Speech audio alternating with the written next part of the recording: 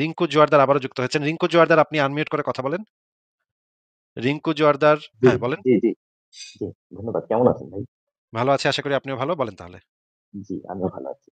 আচ্ছা, আমার ২ টা জিনিস ছিল। আপনার মাধ্যমে আমি মুসলিম বিশ্বের জ্ঞানী-গুণীদের কাছে জানতে চাই যে একটু জোরে যদি বলতে মুসলিম পারেন ভাই, আপনার কথা মাঝে, মাঝে একটু কমে যাচ্ছে আবার একটু বেড়ে যাচ্ছে, হ্যাঁ? আচ্ছা, আচ্ছা, ঠিক আছে। আমি আসলে জানতে চাচ্ছিলাম যে মুসলিম বিশ্বের কাছে আমার একটা প্রশ্ন, মুসলিম বিশ্বের জ্ঞানী-গুণীদের কাছে।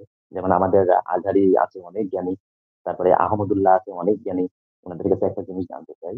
সেটা হচ্ছে যে উনারা অনেক কিছুই বিজ্ঞানের স্বীকার করে নিচ্ছে। তো সেটা হচ্ছে যে পৃথিবীটা গোল, এটা পরীক্ষিত প্রমাণিত বিজ্ঞানে। তো এখন বা হাদিস কুরআনে বারবার বলা হয় যে জাহান্নাম জান্নাত নামে কোন একটা জায়গা আছে। তো উনারা এটা দাবি করে থাকে বা কুরআনে নাকি এটা আল্লাহ বলে দিচ্ছে। তো এখন আমার প্রশ্ন হচ্ছে যে বিজ্ঞান যেখানে প্রমাণ করে দেখিয়ে দিছে পৃথিবী একটা ফুটবলের মতো গোলাকার একটা বস্তু। সেখানে আমরা পৃথিবীর অভ্যন্তরে জ্ঞান বিজ্ঞানের সহযোগিতায় সাহায্যে আমরা তেল, সোনা বিভিন্ন কিছু আমরা খুঁজে বের করে নিয়ে চলে আসতেছি।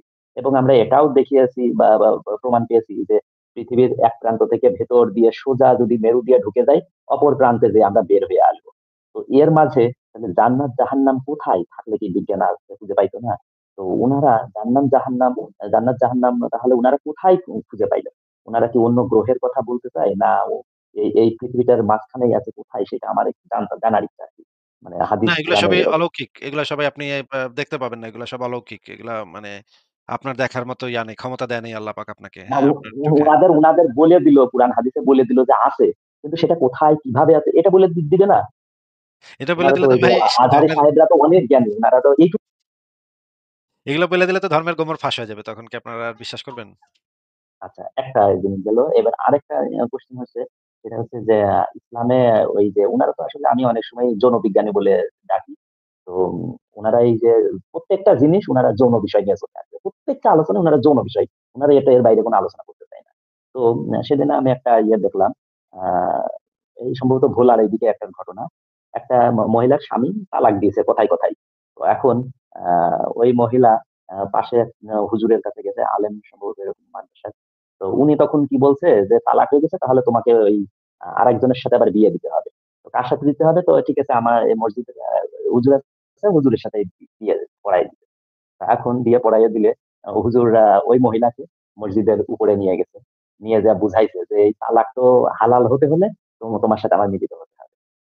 তো এখন মহিলা তো হ্যাঁ, প্রথমে হ্যাঁ। রাজি হতে চায় না। পরে হুজুর বলছে যে তাহলে তো হালাল হবে না এই ইয়েটা, আপনি আপনার স্বামীকেও আর ফিরে পাবেন না। তো তখন মহিলা যাই হোক ইসলামের ইসে ভয়ে উনি আবার ইসলাম মানে সে।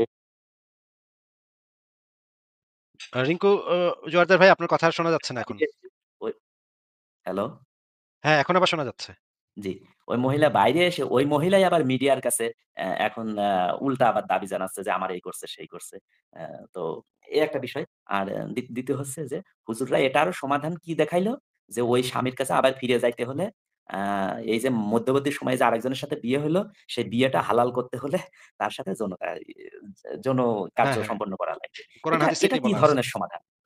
কোরআনে এটাই বলা আছে যে, মানে এই হালালা করতে হবে। আরেক মাঝখানে আরেকটা স্বামীর সাথে সংসার করে এবং মধু আস্বাদন করে। হাদিসে বলা তো আছে মধু এটা আস্বাদন করতে এটা হবে। দিয়ে এটা দিয়ে কি মানবিক সমাধান হইল? ভাই, এটা নিয়ে খুব সুন্দর একটা সিনেমা আছে পাকিস্তানি এবং ইন্ডিয়ান যৌথ প্রযোজনায় সম্ভবত। নি আ আ কি যেন? নিকাহ, নিকাহ নামক একটা জি। সিনেমা আছে, অনেক পুরনো। ওইটা খুব সুন্দর সিনেমা ছিল। আচ্ছা, আমি এই ভিডিওগুলো আপনার মেইলে আমি পাঠিয়ে দিব।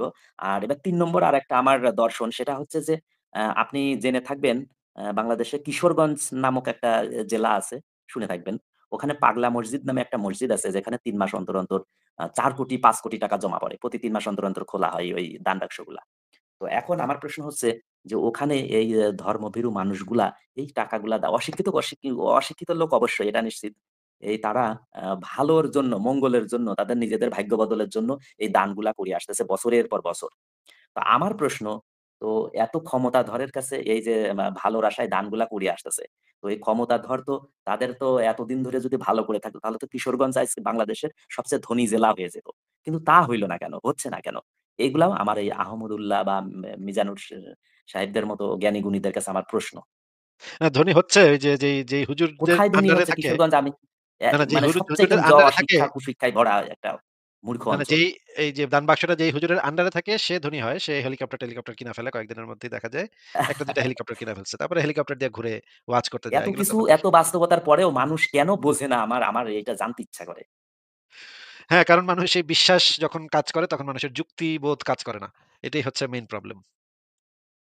যে আমরা এত বছর ধরে এত কোটি, কোটি ৩ মাসে মাত্র ৩ মাসে ৪ কোটি ৫ কোটি টাকা আসে। তো এত মানুষ ইয়ে করছে তাহলে আ বা এই অঞ্চলের মানুষের কোথায় কোন তো ভাগ্যের তো কোন বদল দেখতেছি না। ঠিক আছে সবচেয়ে একদম রিংকু ভাই, দুর্বল একটা জেলা। আপনি কি আর কিছু বলবেন? আর কোন কিছু বলার আন আছে? না আমার আপাতত এটুকুই। আর আমি নেক্সট টাইম আসলে আজকে প্রিপারেশন ছিল না। নেক্সট টাইম আমি আরো কিছু দলিল সহ আমি কিছু মানে জিজ্ঞাসা আপনার মাধ্যম দিয়ে জ্ঞানী-গুণীদের কাছে জানতে চাইবো আরকি। আচ্ছা, ঠিক আছে। ভালো লাগলো জি কথা বলে। ভাই, আবারও কথা জি, হবে নিশ্চয়ই আপনার সাথে। জি ভালো ভাই। থাকেন তাহলে। Thank you, thank you. আচ্ছা, ঠিক আছে। তাহলে বিদায় জানাচ্ছি। পরের জনকে যুক্ত করি। আ লিমা কোল আপনাকে যুক্ত করা হয়েছে। বলেন আপনি। হ্যাঁ ভাই, কেমন আছেন? ভালো আছি, আশা করি আপনিও ভালো। বলেন তাহলে। জি ভাই, মানে দেখা যাচ্ছে আমি প্রায়ই চেষ্টা করি যে আপনার সঙ্গে কথা বলবো, কিন্তু শুরুতেই যাই, কিন্তু দেখা যাচ্ছে প্রথম সিরিয়ালে কি আমার পাওয়া যাবে না যদি প্রথমেই থাকি। মানে দেখা যাচ্ছে অনেক লাইভে আপনি আমারে মানে যুক্ত করেননি। তো ভাই লাইনে তো অনেকেই থাকে। আমি তো আস্তে, আস্তে একজন, একজন করে ট্রাই করি সবাইকেই যুক্ত করার। এখন ও বাদ পড়লে আচ্ছা, ঠিক আছে, যুক্ত তাহলে করি সেটা ভাই। বলে ফেলি হ্যাঁ, শুরুতে বলেন। যেটা। মানে আপনার 1 বছর আগের একটা ভিডিও সময়, সেটা মানে এই যে জিনভূত বিষয়, ঠিক আছে? তার মানে ওই যে এই এক ভাই বলছিল যে তাদের গ্রামে হচ্ছে দেবর ভাবি দুজন আছে, দেখা যাচ্ছে আজানের সময় তারা মানে এই যে ছুটে ছুটে যে অজ্ঞান হয়ে যায়, তাদের নাকি একটা হুজুর এসে ভালো করছিল। এই বিষয়টা নিয়ে আমি একটু দ্বিধাদ্বন্দ্বে আছি, আপনি যদি ক্লিয়ার করেন। ভাই ১ বছর আগে কোন ঘটনা কি বলছিলাম সেটা তো আমার খেয়াল নাই। আপনার ও যদি মানে কোন এটা আছে আপনার প্লে লিস্টে আছে এই ভিডিওটা? ভাই আমার তো খেয়াল থাকে না এগুলা ভাই। এত আগে আমি তো এই প্লেলিস্ট গুলো আমি বানাই না। এটা আরেকজন আছেন উনি বানান। তো ও আপনি আচ্ছা। আপনার কোন স্পেসিফিক প্রশ্ন থাকলে সেটা করেন। যে জিন ভূত নিয়ে আমাদের অনেক আলোচনা হয়ে গেছে। সেগুলো হ্যাঁ, আপনি হ্যাঁ। তো YouTube এই দেখতে পারেন। কিন্তু আপনি আসলে স্পেসিফিকলি কি জানতে চান সেটা বলেন। না ভাই, বিষয় মূলত এই যে এই বিষয়টা, মানে আপনি এই বিষয়টা ক্লিয়ার হয়েছেন কিনা, দেখা যাচ্ছে এই বিষয়টা নিয়ে একটু দ্বিধাদ্বন্দ্বে আছি। আহ কোন বিষয়টা? এই যে ভূতের কারে জিনে বিষয়টা মানে ধরছে? না, যদি সেটা সত্য হয়েও থাকে যে মানে দেবর ভাবি দুজন মানে আজানের সময় ছুটতে ছুটতে যে এক জায়গায় যে অজ্ঞান হয়ে যায়, তারপরে মানে আলেমরা ওরা কি এসে এটা মানে করতেছিল? সমাধান করে। ওরা কি করতেছিল? দেবর ভাবি যে ছুটতে, ওই যে ছুটতে আজান অজ্ঞান দেওয়ার হয়ে গেল। সময়, মানে আজান দেওয়ার সময় ওই দেবর ভাবি দুজনে একসঙ্গে ছুটতে ছুটতে যে এক জায়গায় যে অজ্ঞান হয়ে যায়, মানে প্রায় যখন ছোটার আজান হয়। আগে ছোটার আগে কি করতেছিল তারা? এটা তো জানি না, মানে এটাই শুনছি আপনার ভিডিওতে, তাছাড়া আমি আর কিছু জানি না। এখন তো জানতে হবে ভাই। ছোটার আগে তারা কাজটা কি করতেছিল? দেবর ভাবি মিল্লা। এটা তো আমার না না, জানতে হবে। তাই না? ভিডিওতে ওটা বলা হয়নি। তাহলে ভাই আমার তো মনে পড়তেছে না কে কবে কি দেবর ভাবি কি করছে না করছে। হয়তো এমন হইতে পারে তারা মেরাজে যাওয়ার চেষ্টা করতেছিল। আচ্ছা, ওটা কি কোনো সাইকোলজিক্যাল প্রবলেম নাকি ওটা কোনো? হ্যাঁ, আমি জিন। সাইকোলজিক্যাল প্রবলেম হইতে পারে। আচ্ছা আচ্ছা।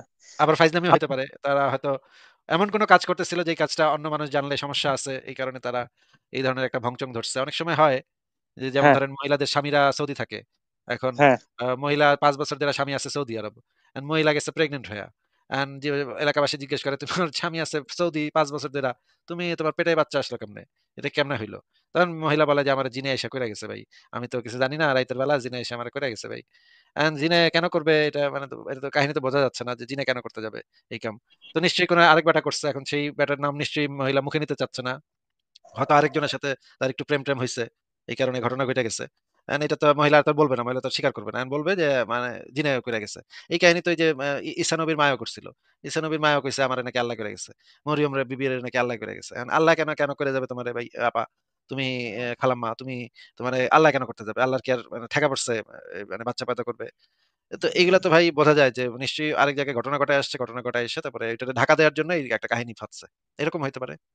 আচ্ছা ঠিক আছে ভাই, বিষয়টা ক্লিয়ার। তবে আমার হলো সেকেন্ড একটা কোশ্চেন ছিল।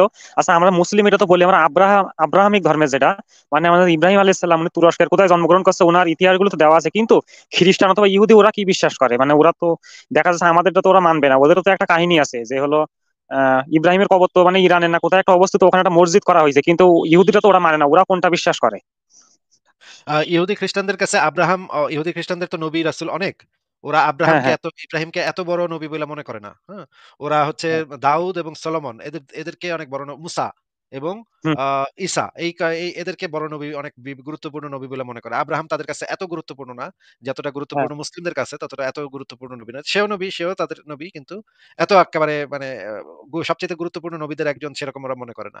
আর হচ্ছে তাদের ইব্রাহিম সম্পর্কে তাদের আলাদা ইয়া আছে। তারা আলাদাভাবে ইব্রাহিমকে আলাদাভাবে চিনে। তবে মজার ব্যাপার হচ্ছে যে ইব্রাহিমের বেশিরভাগ কাহিনী ইসলাম নিচ্ছে হচ্ছে ইহুদি খ্রিস্টানদের থেকেই নিচ্ছে। আচ্ছা, এই যে যে মসজিদে হলো ইব্রাহিমের মানে দাফন, মানে যেখানে কবর, মানে দেখা যাচ্ছে মোহাম্মদ সাল্লাল্লাহু আলাইহি সাল্লাম আসার আগে কি ওই মসজিদটা ছিল ওখানে, নাকি মোহাম্মদের পরে ওই কবরটা বানানো, মানে মসজিদটা বানানো ওর কবরে ইব্রাহিমের?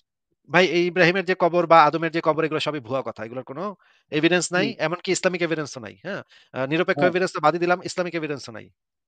আচ্ছা ঠিক আছে ভাই, এগুলো আমি পড়ছি, কিন্তু আমি আপনার কাছে প্রশ্নটা করছি মানে এই যে মসজিদ কি মোহাম্মদ সাল্লাল্লাহু আলাইহি সাল্লামের আগে ছিল নাকি ওনার পরে করা? ও মানে এই বিষয়টা একটু জানতে চাচ্ছি, যে মসজিদ গুলো আছে। তো ভাই আমি মানে ইব্রাহিমের কোন মসজিদের কথা বলতেছেন সেটা তো বুঝতেছি না। ইরাকে কোন মসজিদের কথা বলতেছেন? ইরাকের হ্যাঁ ইরাকে, হ্যাঁ মানে ওই ইব্রাহিমের যেখানে কবর দেওয়া ওটা তো একটা মসজিদের ওখানে, কিন্তু ওই মসজিদটা কি আগে ছিল মানে মোহাম্মদের আগে না পরে, সেটা একটু জানতে চাচ্ছি। মসজিদ হলে তো সেটা আগে হওয়ার কথা না, পরেই হওয়ার কথা। আমি হ্যাঁ। মানে এক্স্যাক্টলি বলতে পারতেছি না, আমার দেখে বলতে হবে ভাই। জি ভাই, বিষয়টা এটাই আর কি। আর এখন ঠিক ভাই আছে, আমি একটা মানে, হ্যাঁ আপনার শুনেন আর আর কোনো স্পেসিফিক প্রশ্ন থাকলে বলেন। হ্যাঁ, লাস্ট কোশ্চেন যেটা, মানে আমি ওই যে বিবর্তন সম্পর্কে মানে এই যে কয়েকটা ভিডিও দেখছি, মানে দেখা যাচ্ছে লাস্ট হলো ওই যে জাকির নায়কের মতো একজন আছে বাংলাদেশে, ট্রু স্কিল ইব্রাহিম নামে একজন, মানে উনি ওই বিবর্তন তত্ত্ব তো মানে না, উনি একটা যুক্তি দিচ্ছে, বলছে মানে ওই ডিসকভারি, যাই হোক ওটা উনি বিশ্বাস করবেন না, তারপরে বলবো না, মানে এই যে ইভলিউশনটা উনি বিশ্বাস করেন, মানে দুই ইঁদুরের মানে লেজ কাটার পরে ওদের সঙ্গম ঘটানো হয়েছিল, কিন্তু তারপরেও ওই যে লেজ সহ একটা ইঁদুরের বাচ্চা জন্ম হয়, তখন সে বলছে যে ইভলিউশনটা ভুল, মানে উনি এই যুক্তি এই দিচ্ছে। এই টাইপের বেকুবের কথার মানে প্রতি উত্তর আমি দিতে ইচ্ছুক না ভাই। এই ধরনের এই যে ট্রু স্কিল ইব্রাহিম না কি বললেন, এটা তো একেবারে থার্ড ক্লাস, মানে অশিক্ষিত মূর্খ গোয়ার। এগুলোর উত্তর আমি দেই না ভাই, এগুলোর উত্তর দিতে গেলে আমার মানিজ্য যাবে ভাই। মানে ওই যে আপনি চিনেন ওনারে? আমি ইউটিউবে দেখছি একটা দাড়িওয়ালা ডাক্তার এসে হচ্ছে পুরুষ হ্যাঁ, হ্যাঁ। পুরুষ মানুষের লিঙ্গ মোটা তাজা করে কেমনে সেটা নিয়ে ভিডিও বানায়, যে নুনুর ভিতরে নাকি চর্বি ঢুকাইয়া নুনু মোটা করবো, এরকম ভিডিও বানাইতেছে দেখলাম। পিআরপি না পি শর্ট বলে ওটা, জি।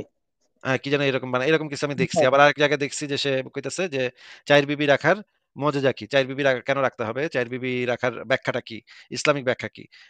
এটা দেখছি আমি, এটা দেখে আমি এই যে আমি দেখাচ্ছি, দাঁড়ান দেখেন।